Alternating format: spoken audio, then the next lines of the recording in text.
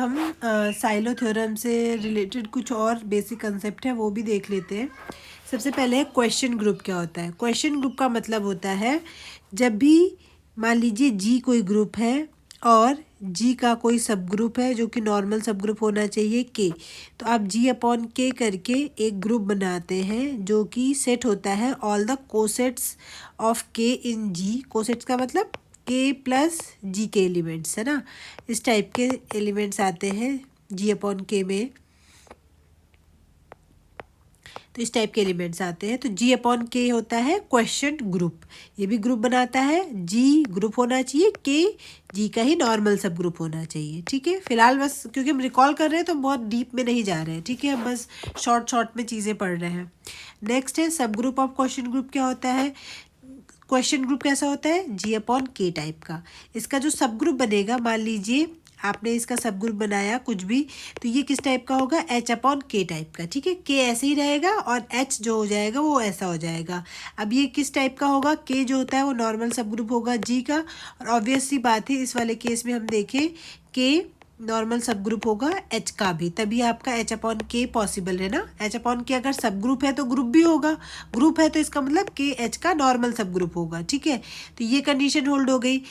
H और जी में क्या रिलेशन होता है, जी और एच में ये रिलेशन होता है कि एच जी का सब ग्रुप होना चाहिए। ठीक है, देखिए फिर से ये वाली चीज़ फिर से रिपीट कर देती हूँ कि अगर जी अपॉन के क्वेश्चन ग्रुप है तो ऑब्वियस सी बात है जी पहले तो ग्रुप होगा, के इसका नॉर्मल सब ग्रुप होगा। इसका अगर आपको सब ग्रुप ढूंढना है तो इसका जो सब ग्रुप होगा वो एच अपॉन के फॉर्म का होगा। ऑब्वियस सी बात है इस तरह से होगा, एच जी का सब ग्रुप होगा और जो के है वो एच का भी नॉर्मल सब ग्रुप होगा और के जो है वो जी का भी नॉर्मल सब ग्रुप होगा। यानी इसके सब ग्रुप होने में इन दोनों का भी ये इसका सब ग्रुप होता है। ठीक है, तो ये चीज़ क्लियर हो गई आप सब group of a question group में। नेक्स्ट है जो बहुत इंपॉर्टेंट थ्योरम हम इसमें यूज़ करने वाले हैं वो है Cauchy's theorem for finite abelian group.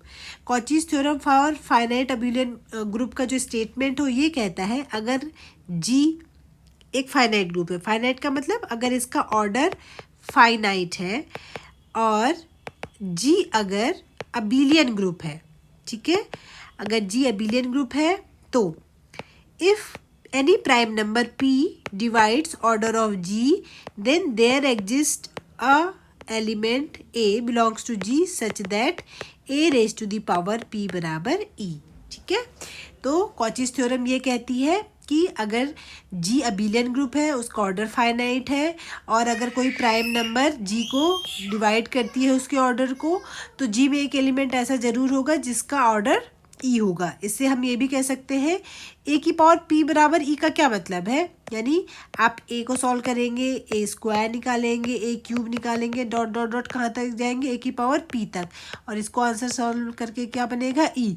तो ये जो एक तरीके का सबसेट बन जाएगा जी का, तो ये जो सबसेट बन गया ये एक तरीके से इसी का सब ग्रुप बनेगा, और शॉर्ट में कहें तो ये एक साइक्लिक सब ग्रुप बनेगा जी का। ठीक है, तो कॉचीज थ्योरम तो सिर्फ इतना स्टेटमेंट देती है कि P अगर G के ऑर्डर को डिवाइड करता है तो एक एलिमेंट आएगा जिसमें इस टाइप का कि उसका ऑर्डर P के बराबर होगा, यानी कि A की पावर P बराबर E। लेकिन हम उसी से एक और रिजल्ट तैयार कर लेते हैं कि इसका ये मतलब है कि G का एक साइक्लिक सब ग्रुप आएगा जो कि A से जनरेट होगा और उसका ऑर्डर कितना होगा, P होगा। ठीक है, तो ये कॉचीज थ्योरम के रिजल्ट हो गए।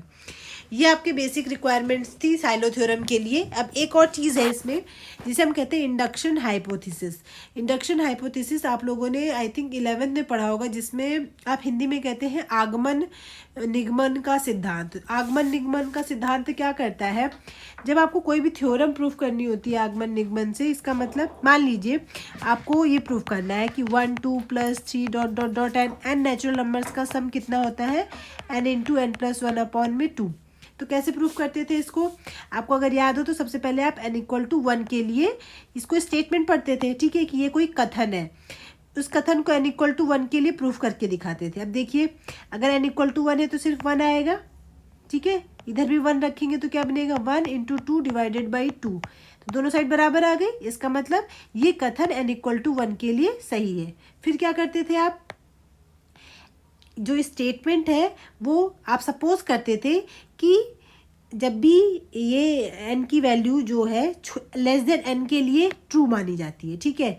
या फिर कई तरीके से करते थे, एक ये भी करते थे आपकी सपोज कर लेते थे कि जो स्टेटमेंट है वो n इक्वल टू के लिए तो ट्रू है, अब आप प्रूफ करोगे कि n इक्वल टू k+1 के लिए ट्रू होगा, ठीक है।